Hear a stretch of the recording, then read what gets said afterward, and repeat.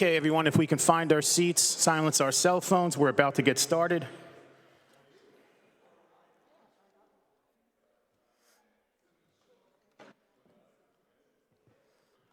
Okay, good afternoon, everyone. We are on the record. Today is Monday, the 25th day of April in the year 2022.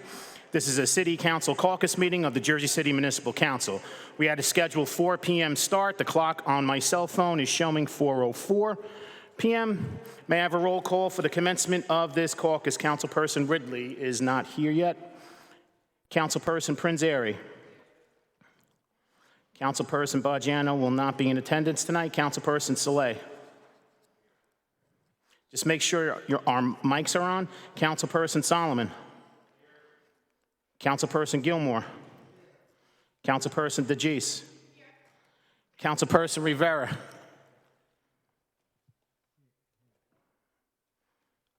And Council President Waterman. We have 7 council members in attendance at 4:04 p.m. On behalf of Council President Waterman, in accordance with New Jersey Public Laws of 1975, Chapter 231, the Open Public Meetings Act, also known as the Sunshine Law, adequate notice of this meeting has been provided by the posting on the bulletin board of the first floor of City Hall, the annual notice, which is the schedule of meetings and caucuses of the Municipal Council for the calendar year 2022, and filed in the office of the City Clerk on Thursday, October 28, 2021. In addition, at its time of its preparation, the agenda of this meeting was similarly disseminated on Friday, April 22nd, 2022 at 4:10 p.m. to the Municipal Council, Mayor, Business Administrator, Corporation Council, and local newspapers, and posted on the city's website, so I can certify as to our total compliance with the Sunshine Law. Council President, I'm going to turn it over to you. Matt Hogan. I got you. I hear you. That's what he's trying to do.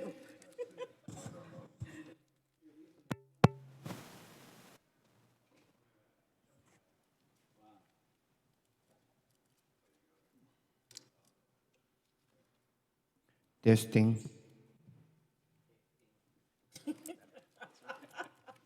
Go ahead, Matt. Go ahead, Matt. Good afternoon. I have 2 resolutions. Item 10.38, Resolution 22-330. It's the second amendment of my workers' comp with Netchert, Deneen, and Hillman for 11 open invoices from... Did you say 10.3? 10.38. 38, sorry. Go ahead, Matt. Go ahead, Matt. It's the second amendment of my workers' comp Defense Council contract with Netchert. It's to pay the final open invoices for fiscal year 21. All right. Questions? Next one, Matt. Next one is item 10.39, Resolution 22-331. It's the renewal contract with Netchert for the 2022 year. Defense Council. Any questions, guys? Thank you, Matt. Thank you. Shay? Director, before you start, I just want to recognize Councilperson Ridley present at 4:07 p.m. So now we have 8 council members present at 4:07 p.m. Go ahead, Director. Sorry about that. Good evening, Council President Pro Temp, and council members. I'm going to be presenting 8 resolutions for the Communications and IT Department and 1 resolution for the Municipal Prosecutor. The first one is item 1020, Resolution 22-312, authorizing a contract to Entrato Life and Safety Solutions for maintenance and renewal of the 911 system under New Jersey State contract for the Division of Communications. These are the maintenance and security updates for the 911 system. Basically, all eight for the communications section are the updates of our maintenance contracts for the proprietary parts, the fiber, et cetera. Any question, guys, from 911? Second one, item 1022, Resolution 22-314. That's the awarding a contract to CDW Government for SmartNet services, support, and security updates for our network switches under New Jersey State Contract for Department of Public Safety, Division of Communications. That's the support, security updates, and instant replacement of any failed network switches when they come on end of life. Third resolution is item 1023, Resolution 22315, authorizing award a contract to Software House International for the purpose of the Jcpd InfoShare project annual maintenance under the National Cooperative Purchasing Alliance for the Department of Public Safety Communications Center. That's, again, the annual maintenance and updates for our InfoShare, which also covers our police and fire CADs and our report management system for the police department. Item 1024, Resolution 22316, authorizes an agreement with Network Management Solutions for providing maintenance and support services for the Division of Public Safety, computer infrastructure, and related systems without public bidding. That's proprietary on our fiber optic networks. So this would provide our network engineering services for wireless, microwave, and fiber public safety networks. Item 1025, Resolution 22317, authorizes an agreement with Fisher Telecom for providing maintenance and support services for their Department of Public Safety Availa phone systems, again, without public bidding because it's proprietary to their phone systems.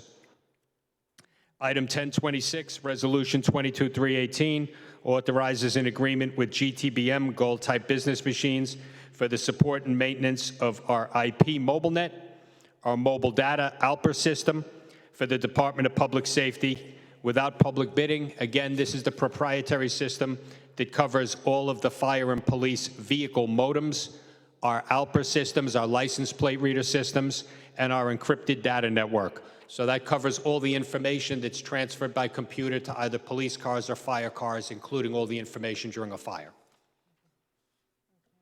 The next one, 1027, Resolution 22319, is another award for Gold-type business machines.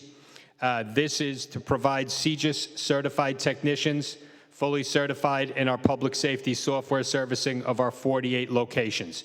That's mostly to maintain the Zetron fire alerting system and NCIC systems. The NCIC system is the system that links us up with the state and federal warrant systems so that we can share information. The Zetron system is the system the fire department uses to push information to the firefighters before they even leave the firehouse.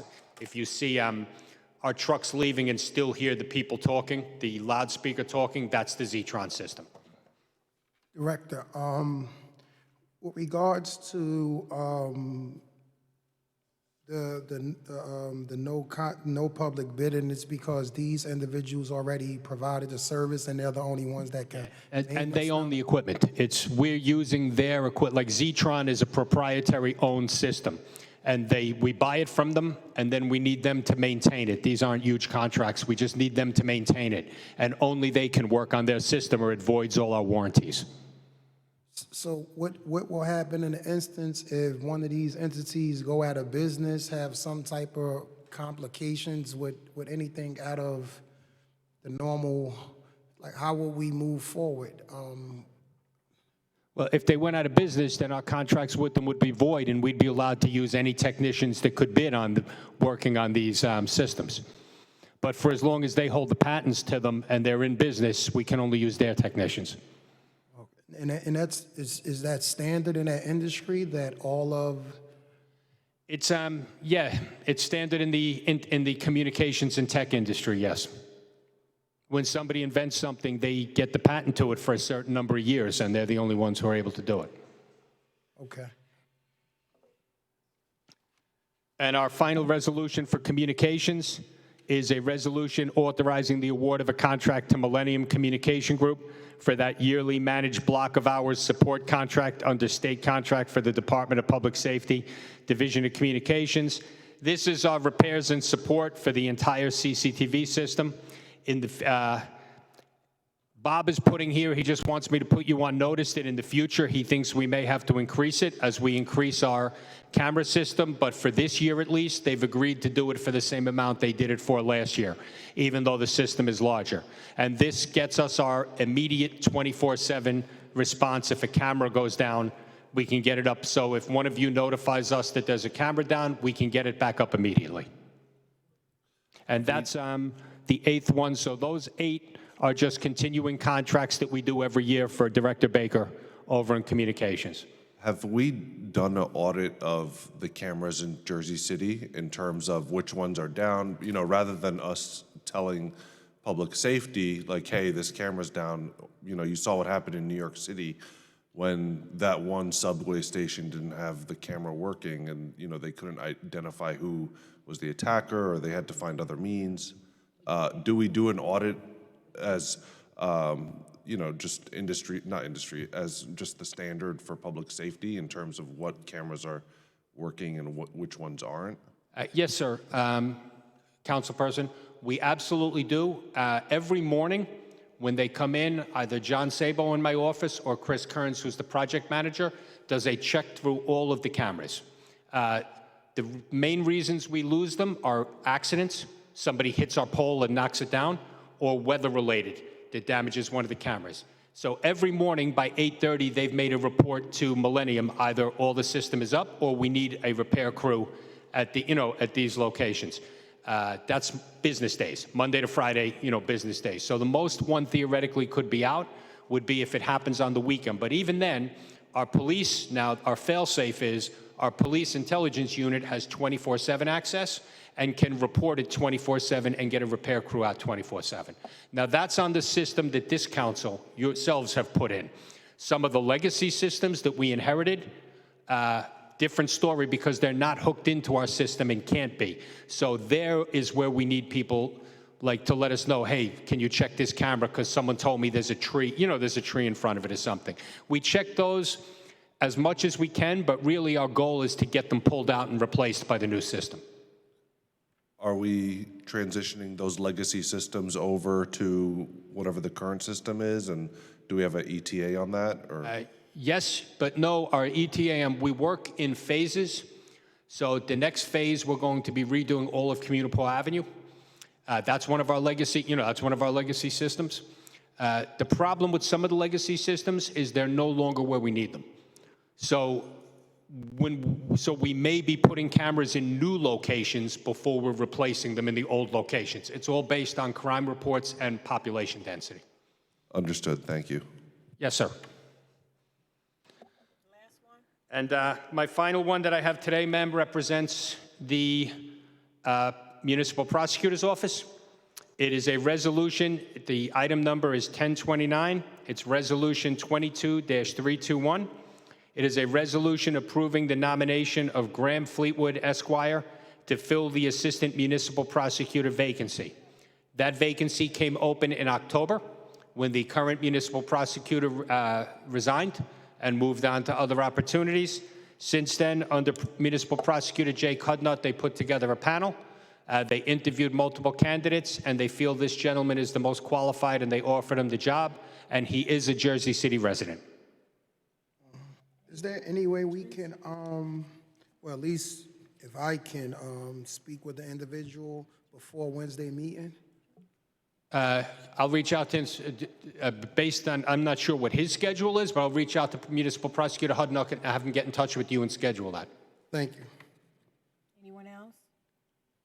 Thank you. Thank you, ma'am. Thank you, counsel. Wait, then don't he have 1019 too? Oh, Director Moody's gonna do? Please. Oh, okay. I'll do it. Don't worry. I'm sorry. Let me let you do your job. I apologize. They writing it down. He's not going to do it. She's going to handle it. Is it the shirt? That's what Danny's saying here. Go ahead, Director Moody. I tell you. Okay, so I have item numbers from 1015 down to 1018 is all of our regular maintenance renewals, which is normally that we have on 14, on 15. Here is our Dennis McSweeney, that's our canine dogs. 1016 is our Power DMS. That's the accountability to get all of our policies and procedures out to every officer so that we can make sure we have a signature of what's going on with them. Robinson Tilly on 1017 It's our software that helps us to do the overtime and transfer over to payroll. 1018 is our hiring grant that we get in when we get the new hires for some of the officers to take some of that pricing off of us for the couple of years that they give us the grant for.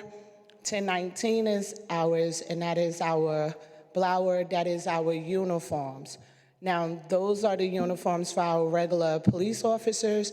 My ESU uniforms are not on, but I know maybe next meeting they'll get on or coming on because I don't see that item there. But this one is our blower uniforms for all of our new officers, where right now they have a Class A, put another uniform, a little bit more comfortability after speaking to them after the whole 9/11. It is a one-time uniform set that we're going to give to all of the officers, and after that, all of those particular items they are completely responsible for because they do get a uniform allowance. And then 1021 is mine, which is the body camera, and that's just another grant to make sure that we keep enough body cameras on all of the officers. If it breaks, Councilman, like if, upgrades to them, we try to stay on the top of them because the body cameras have really been working for us. But those are my items I have. Director, could you do me a favor and read 10.15 first, and then the council will see if they have any questions? Okay. Or one at a time? Okay, not a problem. They would prefer that. Okay, 1015 is our Dennis McSweeney, the training, the K9 dogs, which is our dogs and our bomb techs and our drug dogs that they get trained for. Any questions? Any questions for that? Yeah, I have a question on 1015. How many so far, how many K9 officers do we have? I mean, actually, K9 dogs. So with the K9 dogs, I think we're down now, and I'll get that number for sure. I think we're down to like maybe 4 or 5. Because what happens is once they get promoted, they can't take the dog to being a supervisor. It's there, so how many did we have before we? Originally, I think with the ones we paid, we had about 9 of them at that point.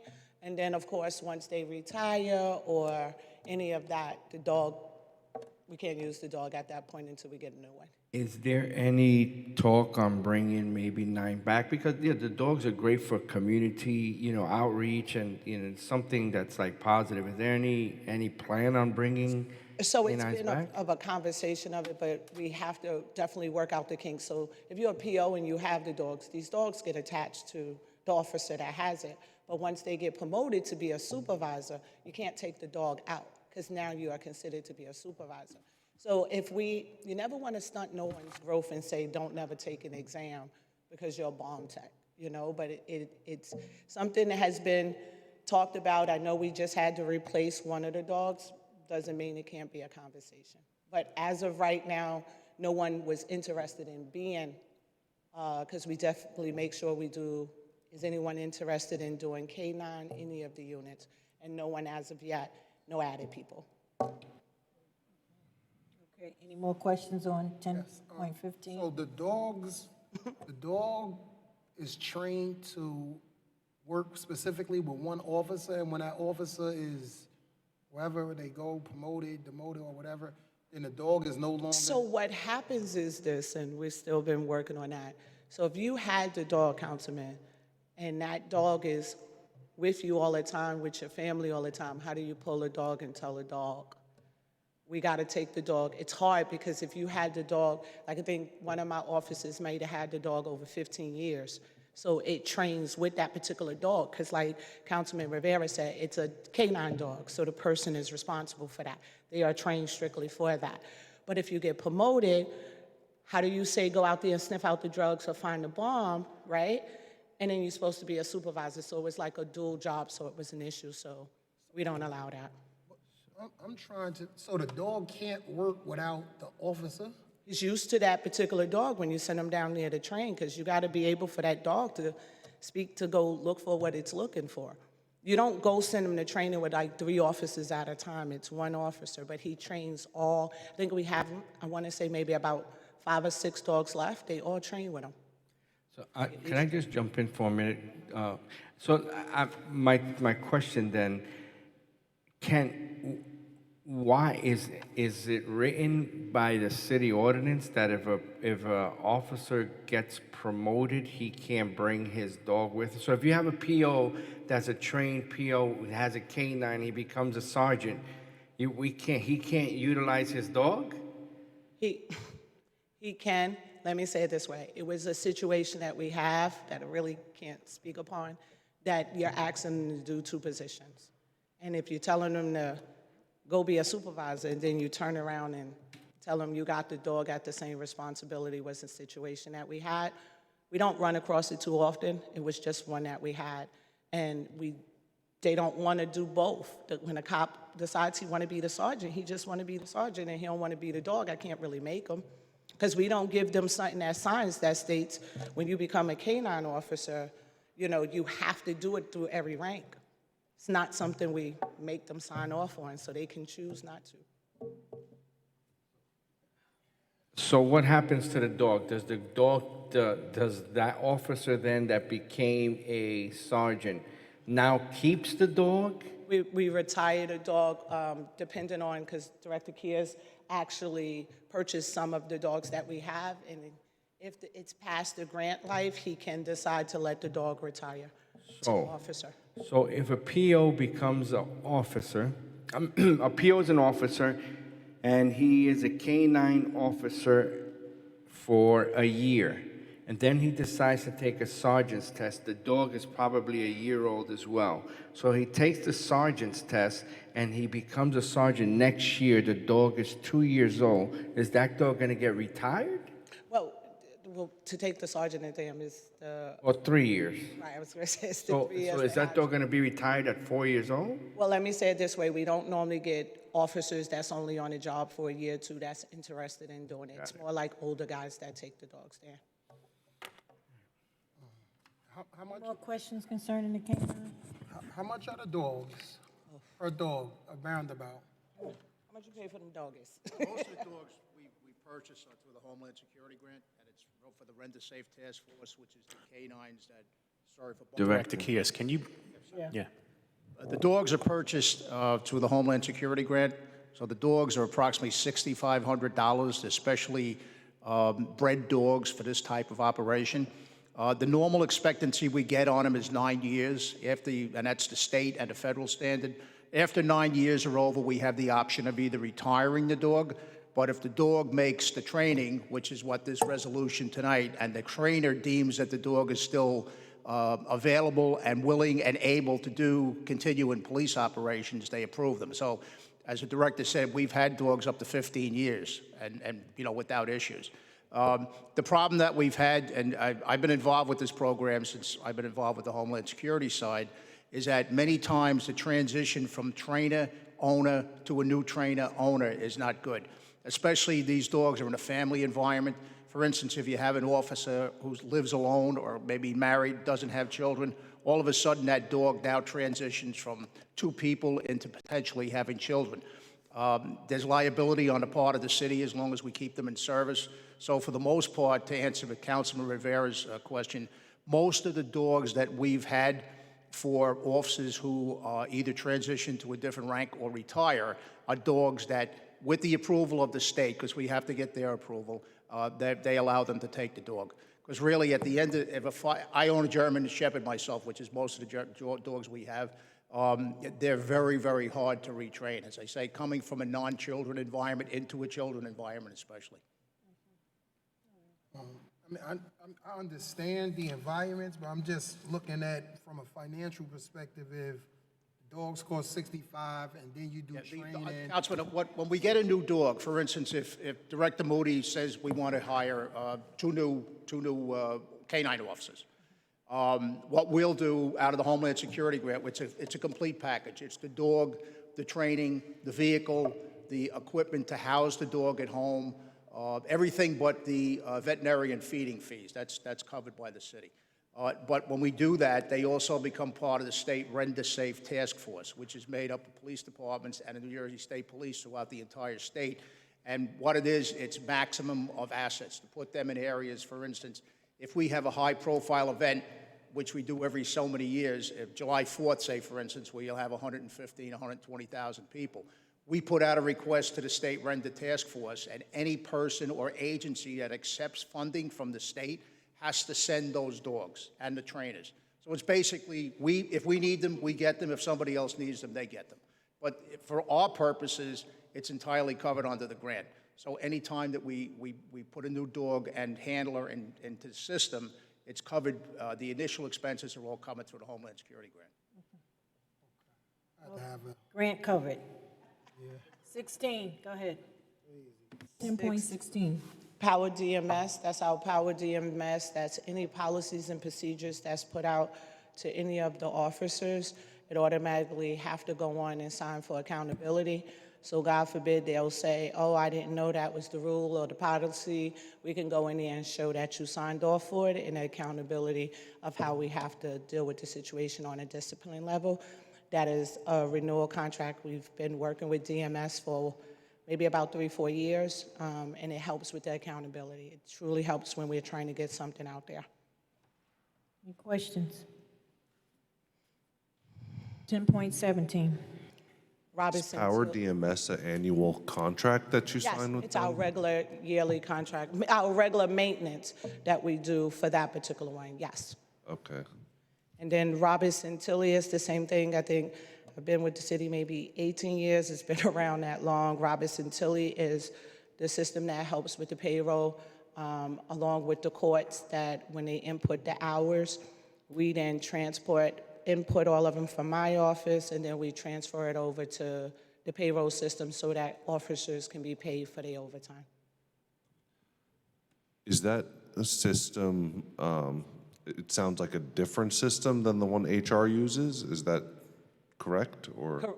Correct. So in order, because we have so many offices, Councilman, we input it, and then the courts put in their amount of hours, and then what we do is do the whole total, and then we press a button so it can hit to payroll, because payroll will be there forever trying to get 900 officers. Hopefully with the new system they have come in, but it's definitely time consuming, so we put them in, and then the courts put in they have, and then we send it over to payroll.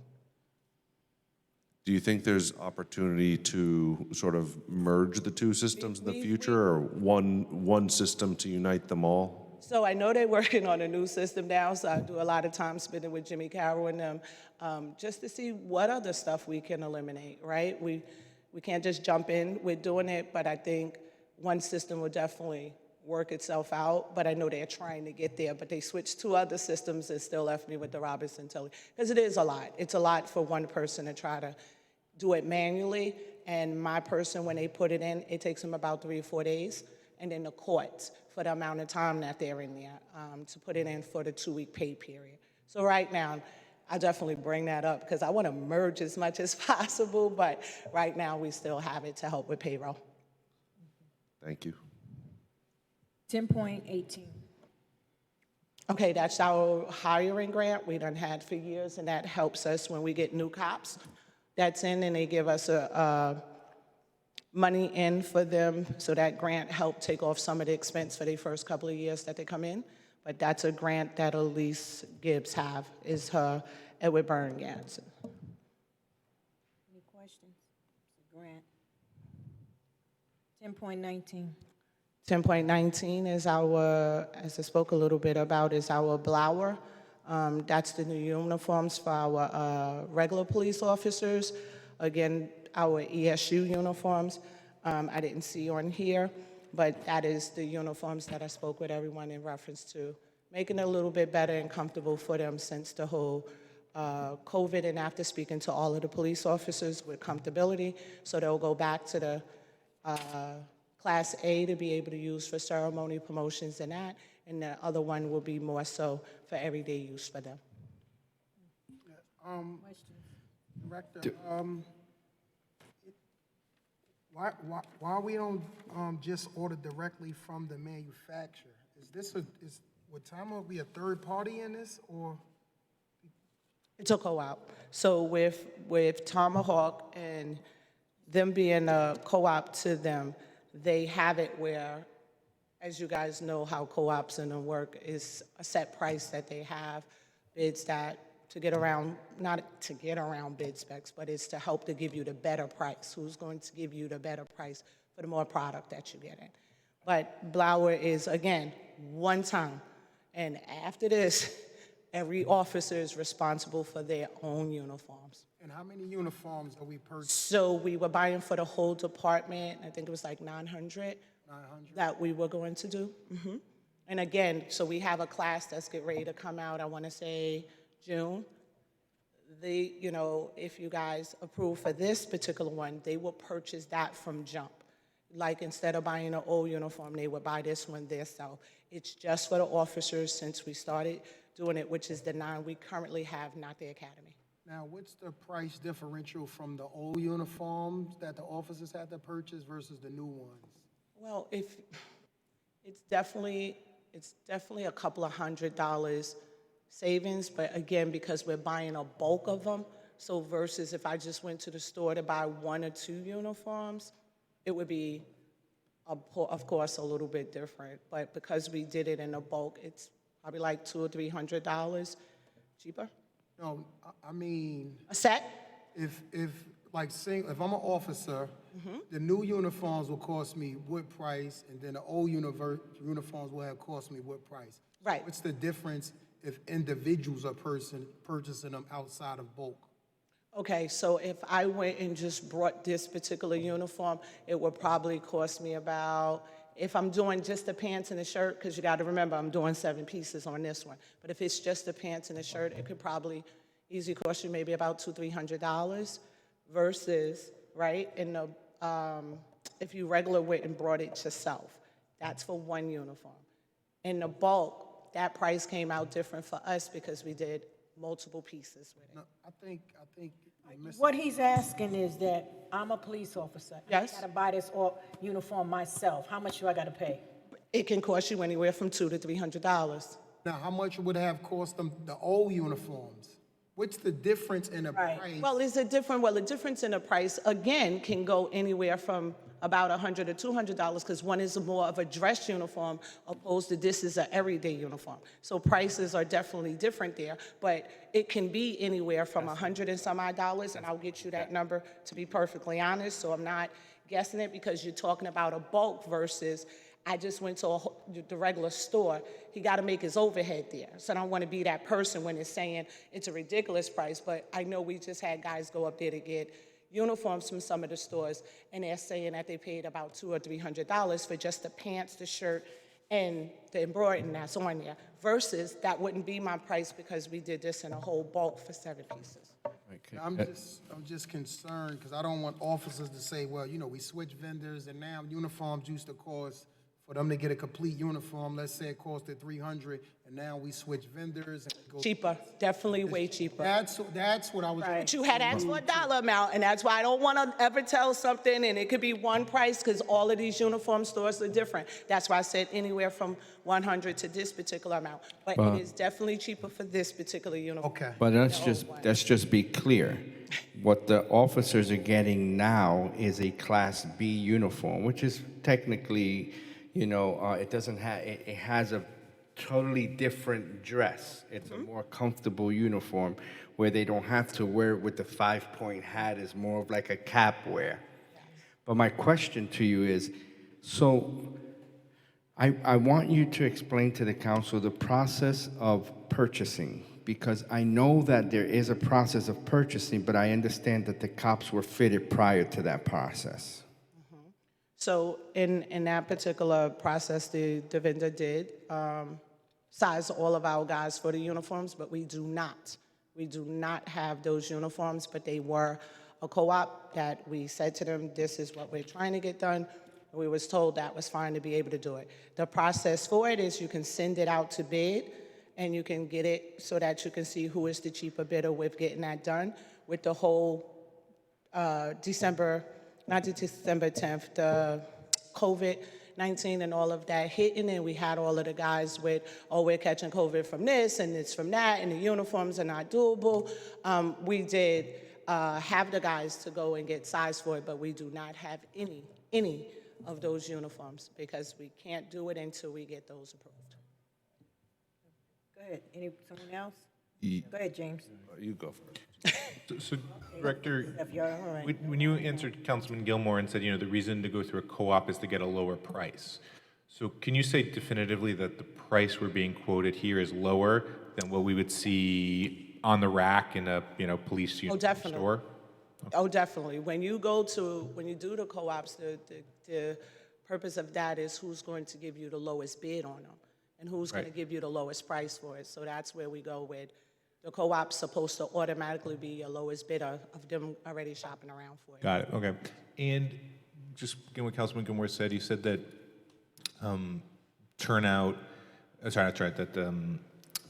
Tomahawk and Blower, can you describe again the relationship between the two entities? So it's a co-op that Tomahawk owns. So when they go out to bid, he can put in for a co-op. Right. And that's for uniforms, any of the tactical stuff that he can put it there. But then it's Blower, so it's his co-op that he has through Blower, correct?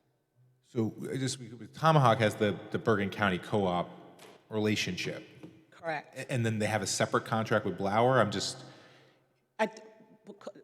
The co-op that Tomahawk has for Bergen County, he does it for all of the uniforms. Got it. Okay.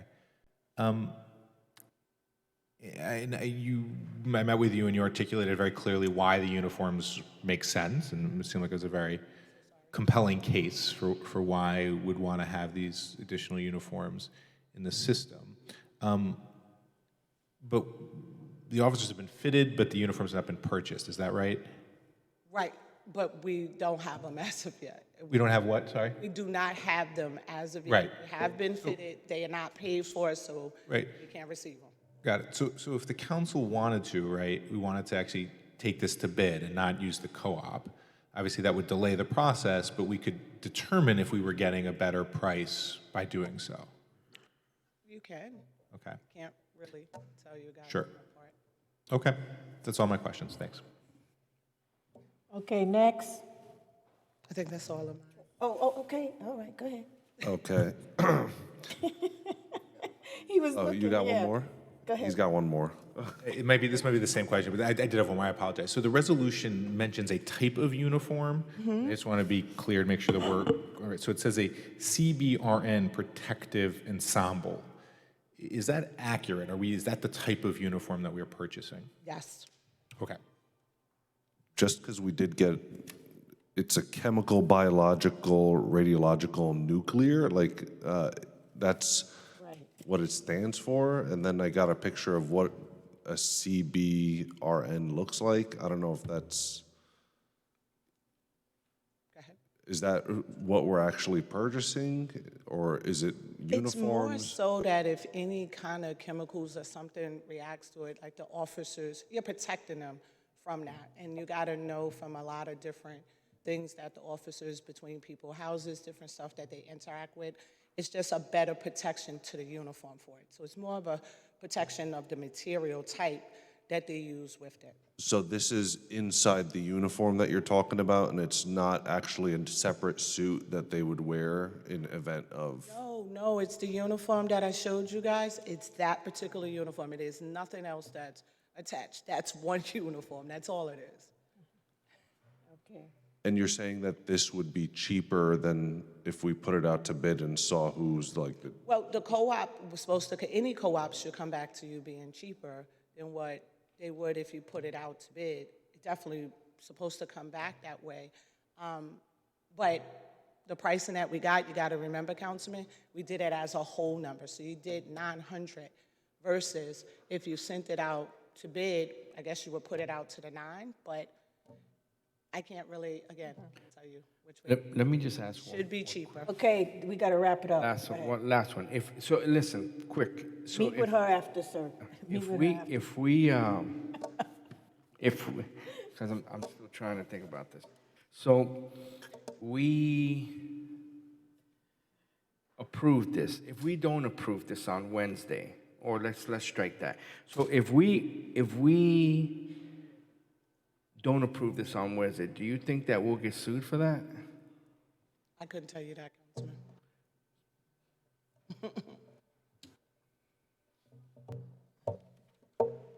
Okay, let's move to the next one. I would suggest that y'all call the director afterwards to make sure, because I know she took the time to meet with all of us for us to see the uniform. And at that time, I guess they were moving forward because they was believing that we were okay with it before they presented to us. And so now, if we have second thoughts, you need to speak to her, because now Councilman Rivera brought up, can we be sued for it? We should have stopped the process before it got here, because some of the police officers was fitted. This is what I'm saying. We should have stopped the process before it got here. So now, y'all need to speak to her afterwards, because then if we can get sued, then we need to know what we need to do, because she did present these uniforms to us, and we said that it was okay. So that's my concern right now. We can't, we can't do that, especially when we having them, fit our officers, because they are doing some work. So we're gonna have to pay because they did, fit our officers. That's work done. So that's what I'm saying. So see her afterwards with that. Next one. Did I have any more? I think that's one. Tomahawk, Director Shea had that one. 1021 is actually just more of our body cameras, and that's just to renew them, to make sure we don't never have people outside with body cameras on. So that one was just more money that was given to us for us to purchase and keep the upgrades on to the uniforms for the body cameras. Any questions? Okay. Thank you, Director. Thank you. Greg? Good evening, President Waterman, members of the council. I have 4 items to speak on this evening. First one is Resolution 22-297, 10.5. And this resolution will award the acceptance of a grant in the amount of $7,000 from Keep America Beautiful to promote public space recycling collection, infrastructure, building strong neighborhoods, and preventing litter. Any questions? Go ahead, Director. Next one is 22-326, 10.34. This resolution will authorize the award of a contract to Rare Step DBA Fleetio on the GSA contract to provide fleet and inventory control software for the Division of Automotive DPW. What we're doing is basically upgrading all the software to give us good inventory control, help us in budgetary situations. For instance, if we know a vehicle is using excessive parts or it's got excessive mileage on it, we may consider at that point moving the vehicle to out of service. I think it gives us tighter control of the amount of vehicles we have, plus it also gives us a running inventory of equipment that we have on hand. We do, the majority of our repairs are done in-house as opposed to outsourcing anymore. Would this information be shared with the chief financial officer and also the auditors as well? Yes, there are if requested, vehicles that are. Yes, it's obviously, it's operable, it's information that would be part of our daily budget process. Okay. 22-327, 10.35, resolution to authorize the award of a contract to Robert H. Hoover and Sons to provide a 2022 38-passenger Bluebird bus for the Division of Senior Services via Sourcewell Co-op contract. Same thing with that. We've gone through a lot of the fleet, find out equipment that's not, it's cost prohibitive to keep it in service simply because of the age. On a bus, you're probably good anywhere from 12 to 14 years based on structural situations and potential liability issues. We try and stay within that limit, and Senior Citizen Affairs very active, so they need the buses for transportation. Any questions? And the last one is 22-328, 10.36. This resolution will authorize the award of a contract to Gene's Cutting and Maintenance, exercising our first renewal option in the amount of $70,000 to perform grass cutting, snow removal, and related maintenance at the following parks: Berry Lane, Leonard Gordon, Hamilton, and Audubon Park. Is this the same vendor we've had in the years prior, or is Yes, this? it is, Councilman. This is our first year renewal option. Okay. Just because they should do a better job at Leonard Gordon Park, because I just want to, I got a lot of complaints about that, but, Yeah, with the potential absorption of parks into recreation, myself and Director McLaughlin have had some conversations, so moving forward, we can have that addressed. nothing against you, Director. I just, I appreciate you, though. Thank you. Thank you. Okay, thank you. Rodney?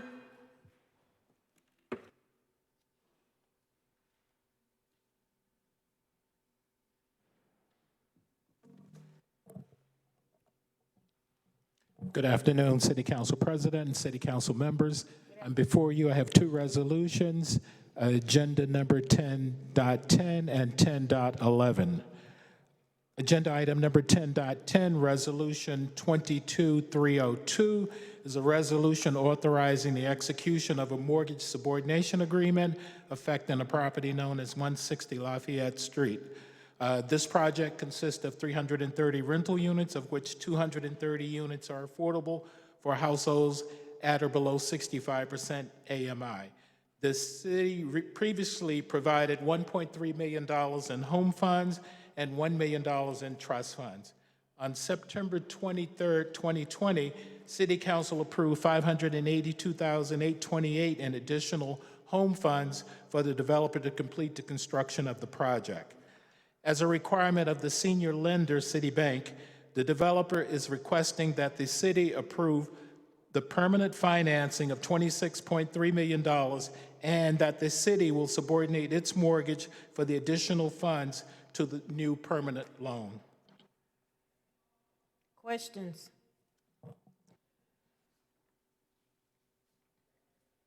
Okay, Rodney. Resolution 22-303, resolution authorizing a discharge of mortgage affecting the property known as 131 Orient Avenue. On August 12, 1991, the owner executed a mortgage and note with the city for $59,000 under the home program. There are two mortgage requirements that have to be satisfied in order to discharge the mortgage. The first requirement is that the homeowners must occupy the property for 10 years as their primary residence. The second requirement is that they must satisfy Section 1-C of the mortgage, and the owners paid to the city $23,655 on October 31st, 2006. The city deposited a check on October 31st, 2006, but never discharged the mortgage. So the owner is now requesting that that City Council discharge this mortgage. They have met both obligations under the mortgage with the city. Any questions? Thank you, Rodney. Brian Welder.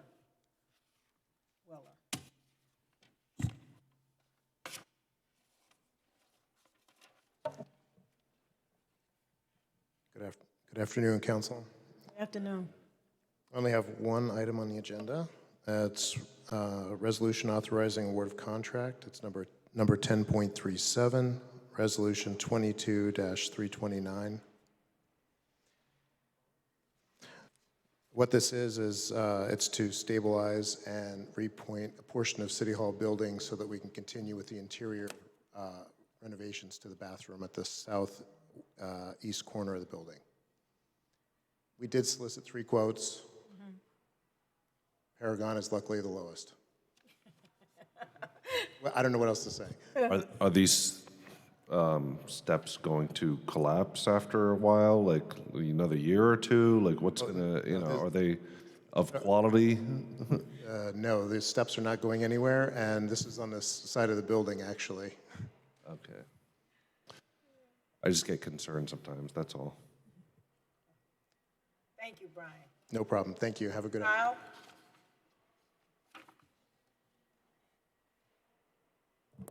Good afternoon, Council. I have 3 resolutions.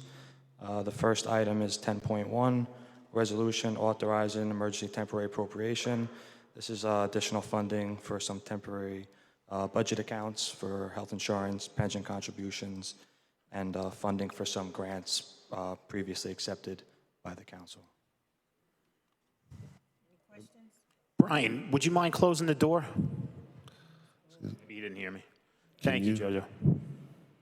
Okay, the second item Agenda number 10.2, resolution authorizing the calendar year 22 reserve for uncollected taxes to be calculated using a 3-year average.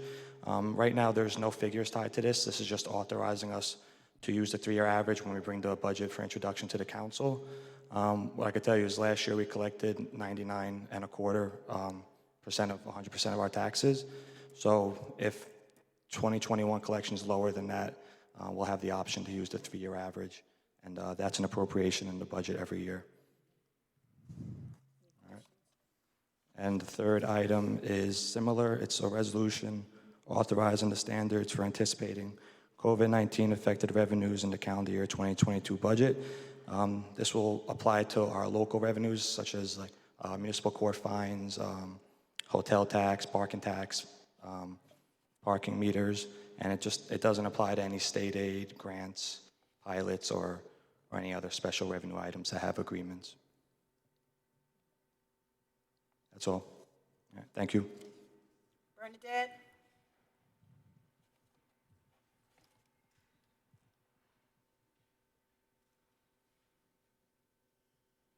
Good evening, Council. Good evening. I have 2 items on the agenda. The first one is item 10.30. It is the resolution awarding a contract to Dell under state contract for renewal of our annual licensing for spatial data logic, also known as SDL software. It's primarily used in the HEDC department for construction code.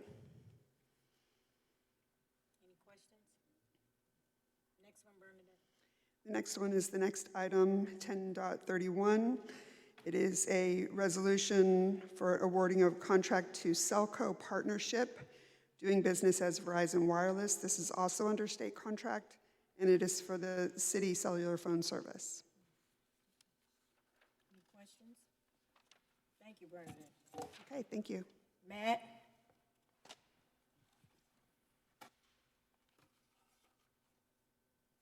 Good afternoon, Council. I'm here on Resolution 22-304, Agenda Item 10.12. This is a resolution directing the Planning Board to prepare an amendment or revision to the Hamilton Square redevelopment plan. There is a draft of these amendments attached to this resolution, as well as a resolution for one of the projects that's recently completed in this redevelopment plan. The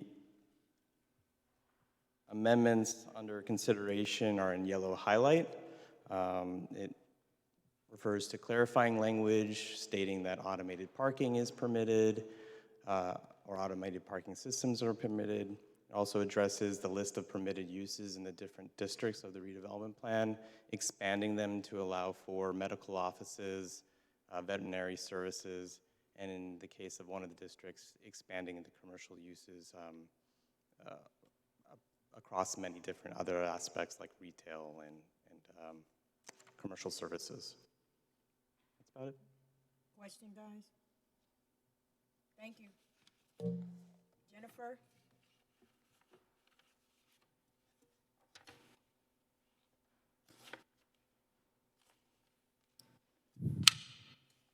Good afternoon, council members. Good afternoon. I'm here to present agenda item number 10.32, resolution 22-324.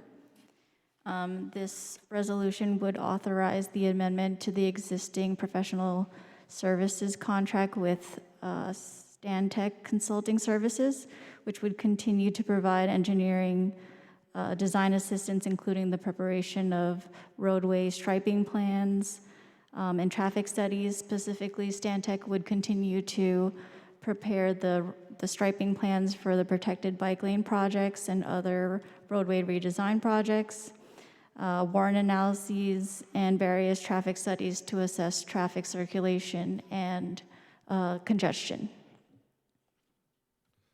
Is this like an expansion of the current contract? Yes, this would just double the existing contract amount of $250,000. Any questions? what are we getting for it in terms of, you know, I guess, is there an increase in the number of requests coming into Department of Engineering, or what's happening that necessitated this increase? Stantec has been the on-call traffic engineer for, I think, before I was with the city. We're just renewing their contract for the year, and this would address all of the incoming requests. Okay. So it's just, it's a demand issue, I guess, that we have more demand and we need them. Is that what's happening? So it's an annual contract that we have with this company every year to support the staff's efforts for a variety of work that they do year after year. So this is just this year's renewal of the on-call contract. It's an on-call consultant because we have the need for continuity for consultants who are working on certain projects that span several years to continue working on them. So this is just renewing their contract amount for this year. We awarded something similar last year. The scope and the workload has increased, but I wouldn't say it's a significant increase and we're doubling the amount. It's just a renewal for what we did previously last year. Thank you. Thank you, Jennifer. Thank you. Now you can take it from the top. Thank you. Okay. I was just curious, by the way. I was like just getting more information. Just because I know Department of Engineering does a lot of work. They do. Okay. There are no first reading ordinances. That's the first one in my short career as city clerk that we have no first reading ordinances. On to second reading ordinances. Item 4.1, City Ordinance 22-033 is an ordinance amending and supplementing Chapter 53 Personnel of the Jersey City Municipal Code to require that veterans seeking employment as sworn officers in the Division of Police or Fire need to only demonstrate a bona fide domicile in the city of Jersey City for at least 1 year prior to the date of their qualifying exam. I can provide an update. We had a good meeting. There's a couple of solutions we're going to pursue to see if we can work the language to make it work for everyone, but that'll take a little bit of time. So I think we can table it at this meeting and have it come back in like a month or two when we've worked through some of these options. So, Councilperson Solomon, you want to hold the public hearing on the ordinance? No, I think we'll just table it before the public hearing, and then we'll bring some of them back in a month or two when we've worked through these options. So just so you know, if we table it prior to the close of the public hearing, you basically... Restart, yep. Yeah, you would have to resubmit a new ordinance. Yes. Okay, I just wanted to make sure you understood that. Yep. No problem. Item 4.2, City Ordinance 22-036 is an ordinance authorizing the City of Jersey City to purchase from the State of New Jersey Department of Transportation real property known as Parcel 42B on the NJDOT maps, also known as Block 1912, Lot P4 on the city's former tax map in connection with the city's construction of Fairmont Square Park at the intersection of Fairmont Avenue, Storms Avenue, Summit Avenue, and Jewett Avenue. Item 4.3, City Ordinance 22-037 is an ordinance authorizing the acquisition by purchase or condemnation of Block 3702, Lot 22, also known as 117 Hutton Street, for the construction of a new police precinct. Item 4.4, City Ordinance 22-038 is an ordinance authorizing the acquisition by purchase or condemnation of Block 3702, Lot 39, also known as 18 Sherman Place, for the construction of a new police precinct. Item 4.5 is an ordinance ordinance number 22-039 is an ordinance authorizing by acquisition by purchase or condemnation of Block 26101, Lot 5, also known as 1 West Side Avenue, for the construction of a new police precinct. Item 4.6, City Ordinance 22-040 is an ordinance amending Chapter 3, Administration of Government, to restructure and add various departments in the City of Jersey City. Can I ask a question? I just want to state on the record, Council, that as we discussed in our prior session, that there is a section of the ordinance that was erroneously struck out. So on Wednesday, before the council, I'll ask that that'll be removed and it'll stay in form. That's the Office of Tax Abatements. I also did contact Director Abwan to state the same for the record. Thank you.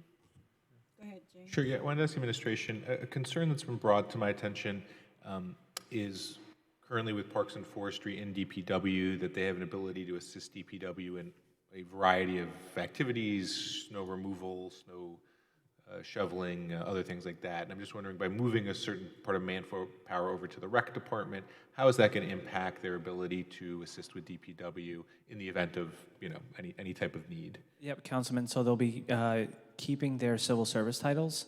So in that, they'll be able to still perform their function, and we'd still call them for their expertise in those emergencies. They would still also be working on any events that occur in the parks, those matters.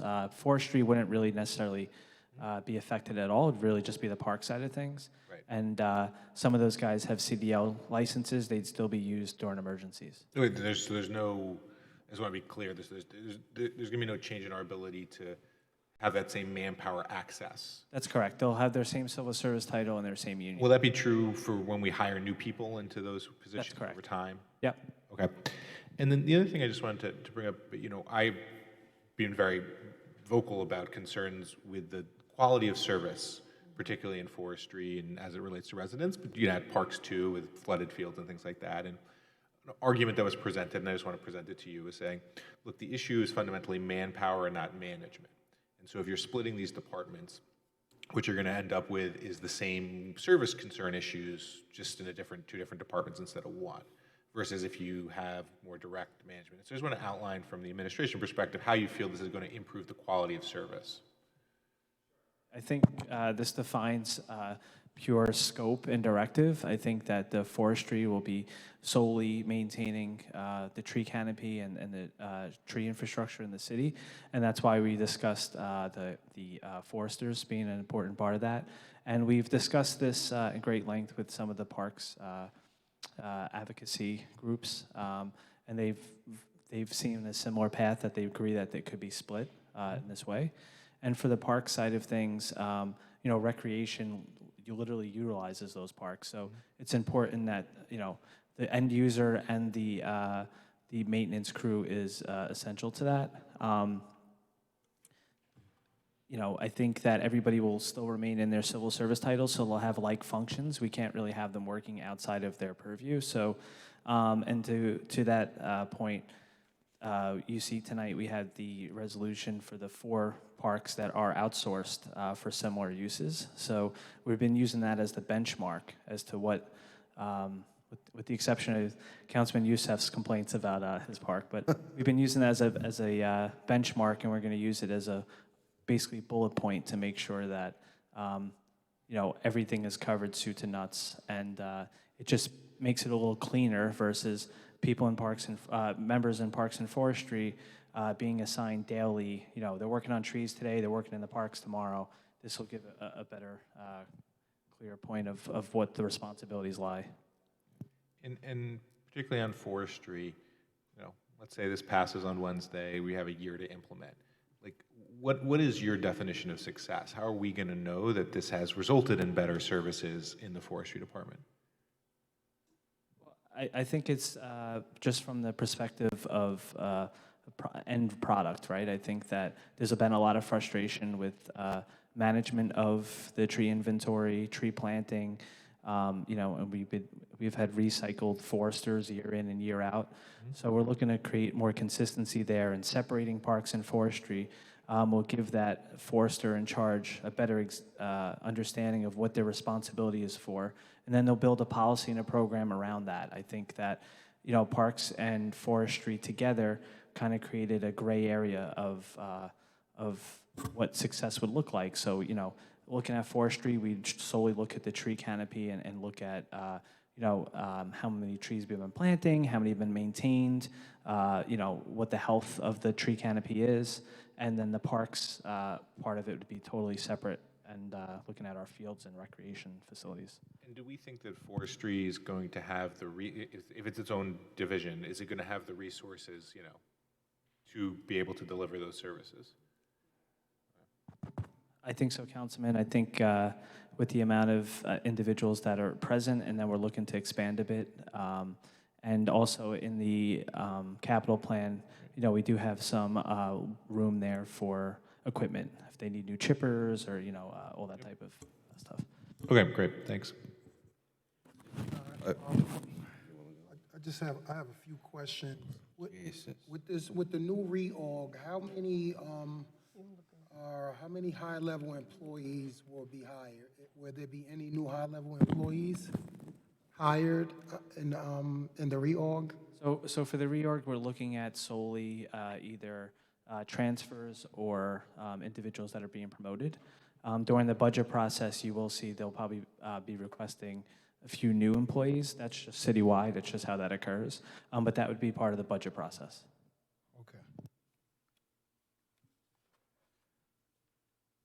Okay.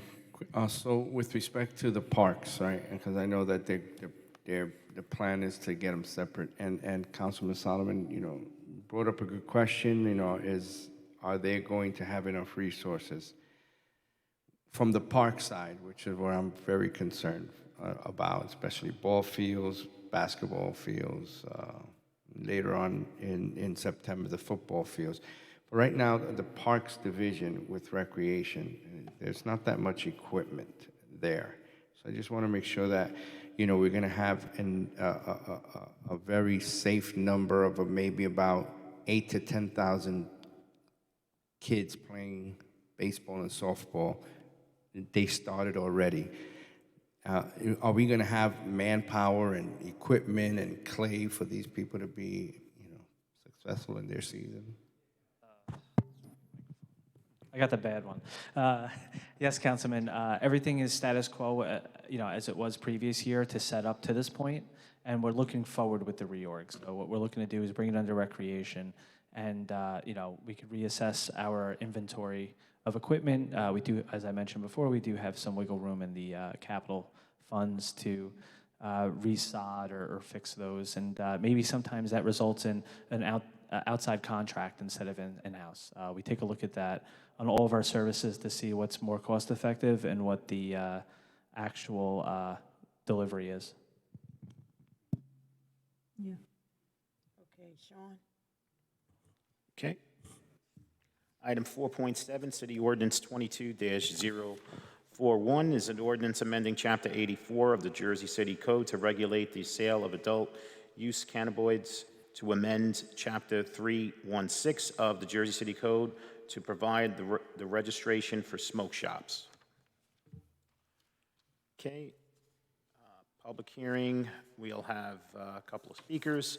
They've been added after the agenda was already printed. Any questions on petitions and communications, items 6.1 through 6.33? Okay, none. Office communications, any questions from item 7.1 through 7.5? Hearing none. Any questions or comments on report of directors 8.1 through 8.4? We have our meeting claims, as always, and we're moving right on to the resolutions. Items 10.1 through 10.3 were touched on earlier. 10.4, Resolution 22-296 is a resolution authorizing the City of Jersey City to accept a gift of trees with an estimate value of $10,000 from Julie Peters. Item 10.5 was touched on earlier. Item 10.6, Resolution 22-298 is a resolution recognizing Bishop Scotland Brown Bailey on the occasion of his 55th pastoral anniversary. Item 10.7, Resolution 22-299 is a resolution approving the appointment of Carmen M. Gandula as Director of Department of Finance for the City of Jersey City. Sean, if I'd just like to, to ask the council for consideration on this. Director Gandula has been acting for over a year now, and we feel that she'll do a great job and fulfill the rest of the term if appointed.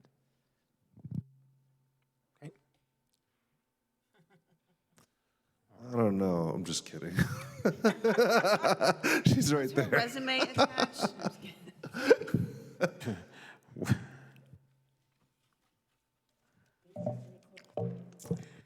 Good evening, council members. I'm here to answer any of your questions about my appointment in considering being the finance director for the city of Jersey City. Any questions? I don't have a question, but I just want to make a statement. You've done a very good job, and we hope to, if this gets voted on Wednesday, I'm sure you'll keep on doing an amazing job. Congratulations on doing great so far. Thank you. Thank you. You're doing a great I job. agree. Yeah. You're doing a great job. What's that? You're doing a great job, and Thank you, guys. for answering all of my questions and different times we had to meet. I thank you for explaining everything clearly, and I appreciate all that you do. I think you're going to do a great job. I do. Thank you. He said no, but I'm going to say yes. They know. We only play in common. I mean, I do have my resume here if you need Well, to see it. if you could disseminate a copy, that would be great. Okay. Okay. No, we're good. Thank you. Just put it in a Send it out frame to in all my of the office. councils. That's how you do that. I'll email Send it someone. out. Okay. Thank you. Looking forward to Wednesday. Okay. Go ahead, Sean. Okay. Item 10.8, Resolution 22-300 is a resolution, number one, introducing and approving the 2022-2023 budget of the Central Avenue Special Improvement District. Number two, directing the city clerk to publicly advertise the budget and schedule a public hearing. And number three, directing the tax assessor to prepare an assessment roll of the properties within the district based upon the budget. Item 10.9, Resolution 22-301 is a resolution of the City of Jersey City authorizing the circulation of preliminary official statement and final official statement in connection with the sale of certain project notes of the Jersey City Redevelopment Agency and approving a continuing disclosure undertaking with respect to said notes and authorizing and/or ratifying other actions in connections therewith. Items 10.10 through 10.12 were touched on earlier. 10.13, Resolution 22-305 is a resolution authorizing the use of competitive contracting to procure a contract or contracts for professional services of domestic violence intervention group facilitators to help Jersey City residents reduce and eliminate violent and abusive behavior. Oh, sorry. Council President, council members, this item is on the agenda in error. It should have been pulled, so we'd like to ask that it be withdrawn.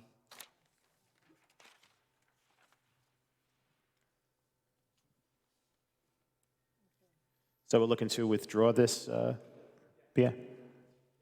A signal to you to withdraw it on Wednesday. Thank you, Paul. I was looking to interrogate you. Okay. And then the next one is item 10.14, Resolution 22-306 is a resolution authorizing a contract extension not to exceed 3 months effective on May 1st, 2022 with Liberty Humane Society and for animal control services for the city of Jersey City. Paul, Council President. this is just for 3 months? Yes, this is a simple contract extension to allow the new team overseeing this to examine the service and make sure that that we propose a new solution. Whether an RFP will be needed, but they're busy examining the performance and the statutes. This was something which was not incredibly well turned over from the health officer upon his departure, and this just allows the service to continue without interruption. All right. So if I can ask, sorry, who's the new team that's reviewing this? So it's currently the epidemiologist, Lawrence Cryan, who is, and then he is overseen by our health officer on loan, Michelle O'Reilly, from the city of Bayonne. Got it. And their goal is to issue a new RFP for Liberty Humane? Correct. For the animal control. For the animal control service, which in most cases, needs to be competitively contracted. Got it, okay. All right, thanks. Thank you, counsel.